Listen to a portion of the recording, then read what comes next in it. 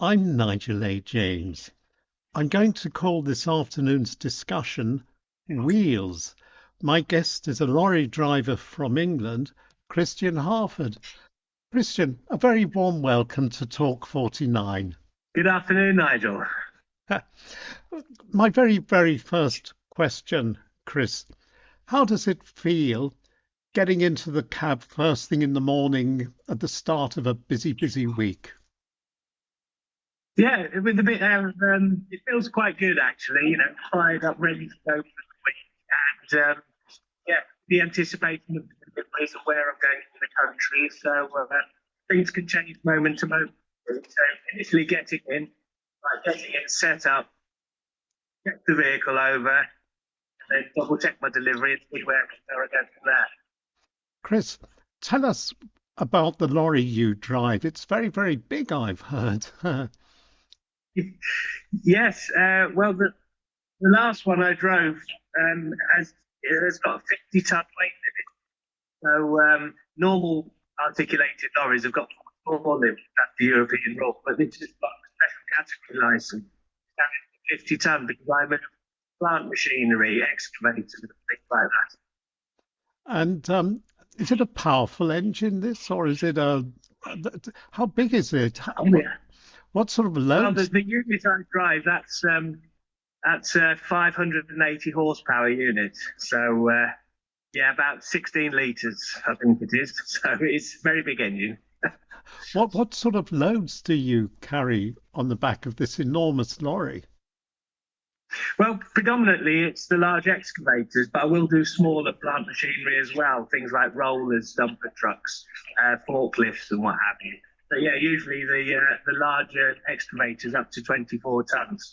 So it's a big job you're driving around, isn't it? Oh yes, yes. Very heavy, very wide, quite tall. So yes, it's a challenge sometimes.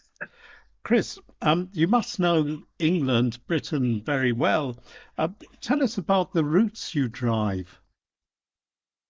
Well, because of the size of loads, the routes have to be quite specific anyway, and even the motorways have got restrictions on them now.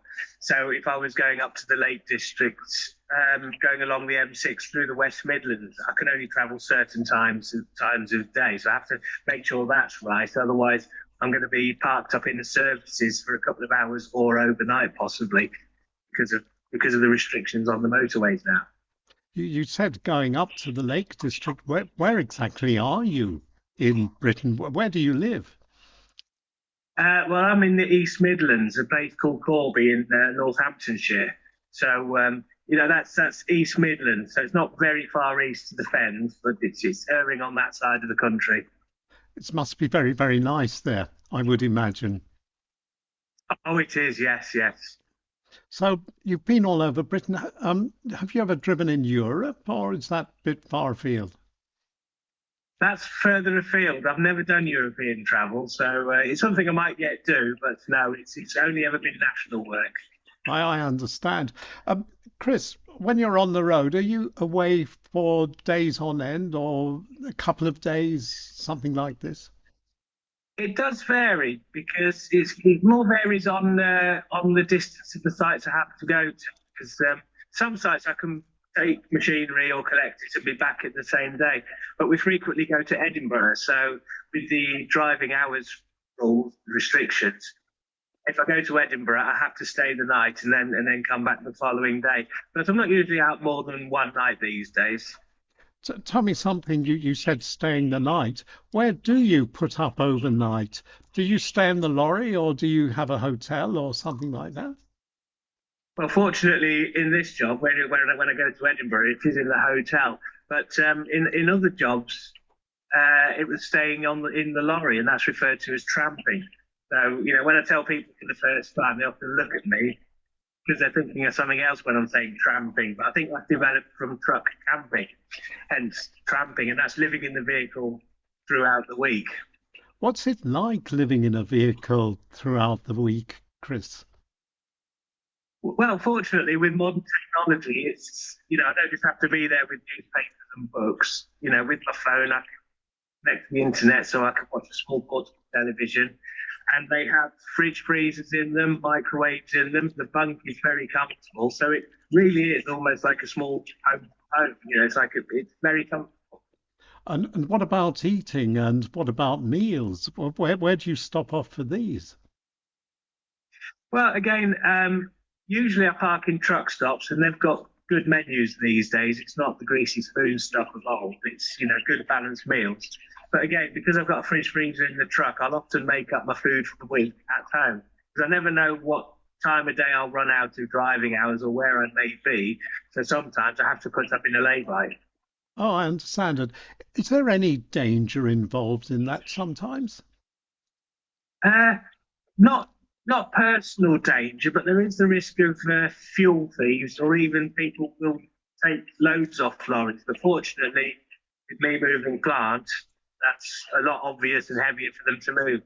I mean, the lorries that are normally targeted are curtain siders with lighter loads, so they can cut the curtain and get in and grab and go reasonably quickly. But yeah, from my perspective, it's more the targeting of the diesel thieves that's more the worry. Okay, so there is an element of not knowing. How do you protect yourself? Have you got a big stick or a dog or something like that? Well, unfortunately, things like that, yeah, I can't have a weapon ready in the vehicle. So, Okay. because like everything else and the employers, they say, well, it is all insured. If you see someone, if you can take them on, that's up to you. But generally, just lock yourself in your cab, phone the police, and just ride it out, as it were. The vehicle and the load can be insured and replaced. Okay, so Don't risk my own life with things like that. so you're pretty secure in that point of view. What sort of um, a very good question, Chris, is the weather. How do you cope with all the different great British weathers that get thrown at you? Fog, ice, rain, all these things. How does this affect your job, your driving? Yeah, well, again, if the weather restrictions are very extreme, they just won't let us out. But if I am stranded somewhere, again, I always have to make sure the vehicle is fueled so I can use the heater while it's parked. And I've always got good supplies to look after myself. But certain type of vehicles, if it's too windy, if they're being blown over, well, they just have to pull up on the side of the road.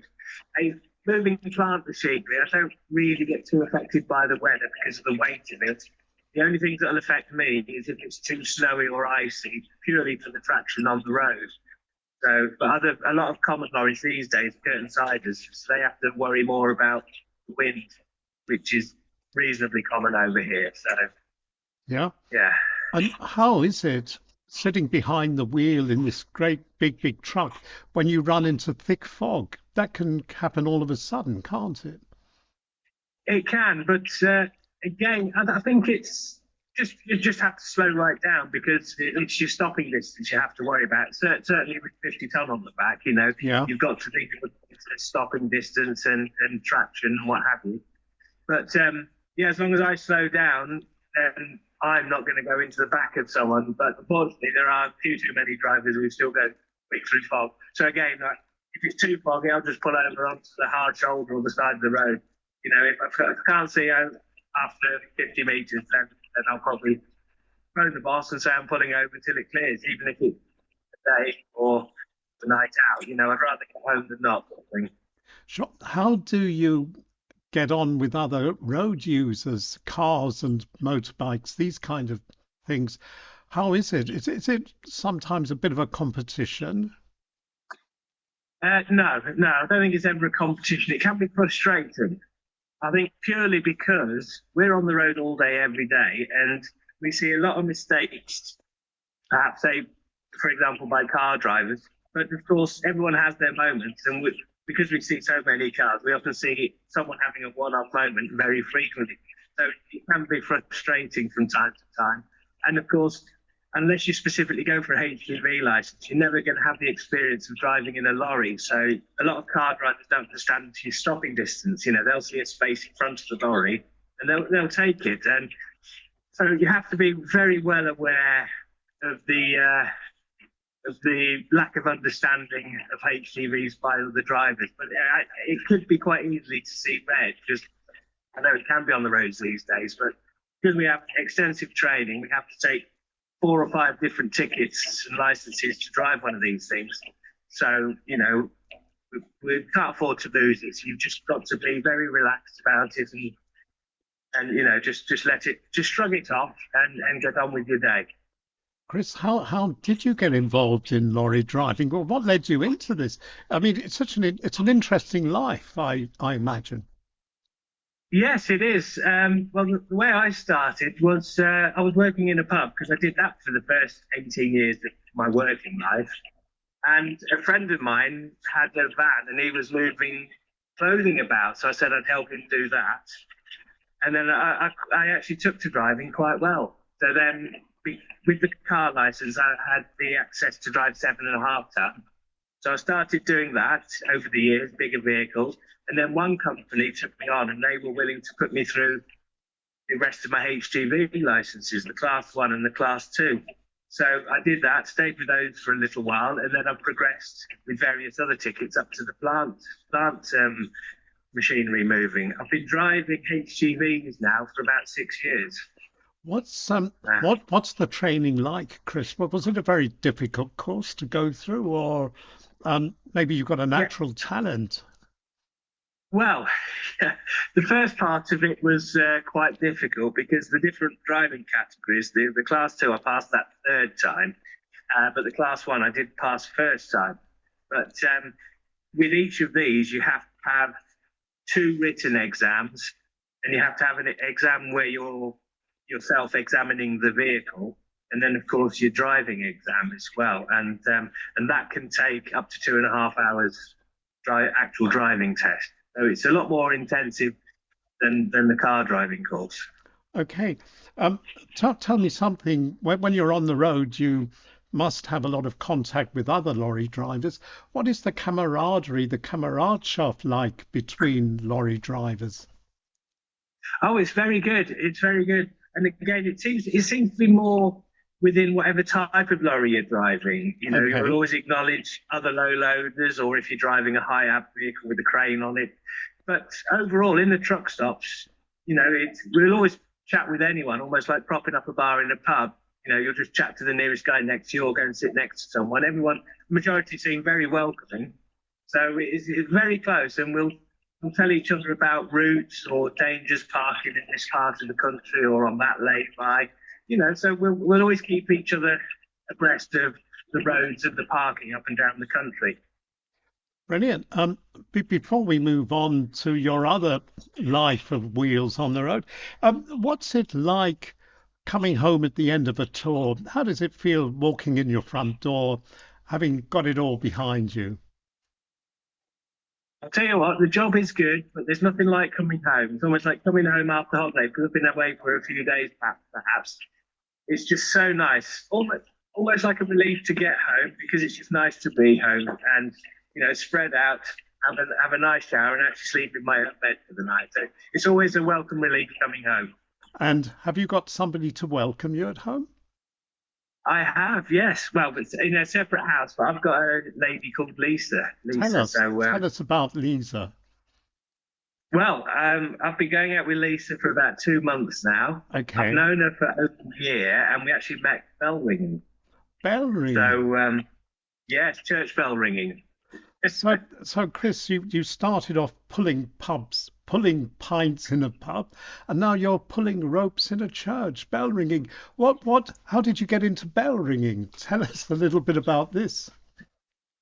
Well, when I was 16 or 17, I started doing bell ring as part of my Duke of Edinburgh award.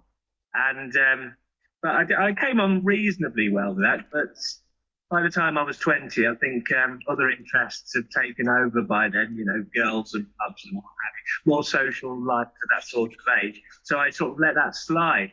And then probably about just over a year ago, I think, about the same sort of time I first met Lisa, I met a fella in my village, and we were just chatting in the pub, and he was saying about a shortage of ringers, and I was saying how I used to ring.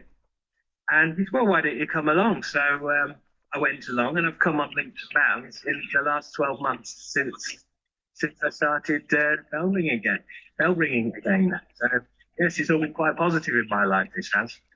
So you're in a nice little village, Corby, you Yeah. said it's called.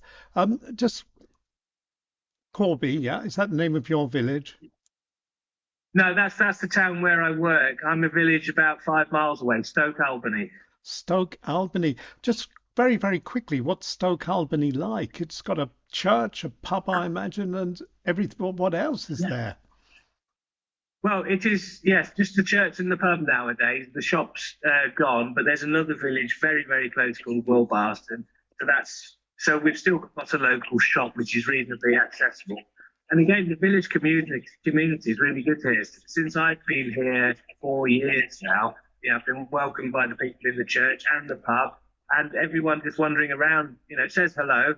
And we have a few occasions and do's in the village throughout the year as well. So yeah, it's very close. It's really quite old-fashioned in that respect Brilliant. for a village community. Chris, your life on the road isn't only driving a lorry. You've got a Harley Davidson as well. Tell us about this and where do you go and what sort of things do you do? Well, the Harley Davidson. Now that is an interesting one. That's been on the cards for many years. I've always fancied one, and I haven't ridden a motorbike for nearly 15 years. Wow. And I decided to get a bike this year. I got the itch again, the urge to do it. So yeah, about 2 months ago, I went to the local Harley shop and bought one. Went out for a ride on it, and yes, I'm hooked again. So I haven't been far yet on it. I've been around the local area, and the plans are to go to Europe with Lisa next year to the south of France. Lisa's happy to go on the back, and we're going to go to the south of France and watch some of the Tour de France perhaps next year. How fantastic. So Lisa's very much involved in the Harley as well. Can she drive one or are you the driver? Well, I am currently, but Lisa is on about taking a bike test, but she initially wants a Vespa.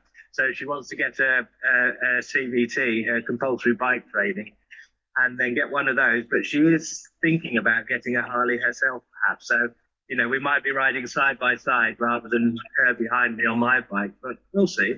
She might be able to ride my bike with me on the back, perhaps. Well, how fantastic. So there's two of you and you've got all the leather gear. You look like Hell's Angels, I'd imagine.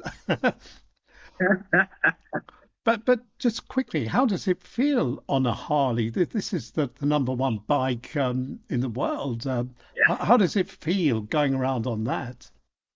Well, I've been on a few Japanese bikes and British bikes, and they're all very good. I mean, every bike's good in its own different way, but this really is something else. They do not only sound distinctive, but they do feel very different. They're very robust. They feel very solid, and they're bigger as well. They're physically bigger, so they're wider, they're a bit longer, and yeah, they just feel very robust and very stable as well. I've really taken to them. They feel very different from the more common bikes in the UK, and yes, very happy with it. So you're very, very much in your element, Chris. You drive an enormous lorry. You've got a Harley Davidson. You're connected to God on the end of a rope and pulling a bell. So do you live in a wonderful village? Is there anything better you can imagine than that? Well, you know what? I really feel like I've got it all now. I've moved into this village. I've settled down. I've got a beautiful lady on my arm and on the back of the bike. I'm really happy in my job. And yeah, everything is really good. I think I'm really where I want to be at the moment. So you've got everything you want. You're very, very happy.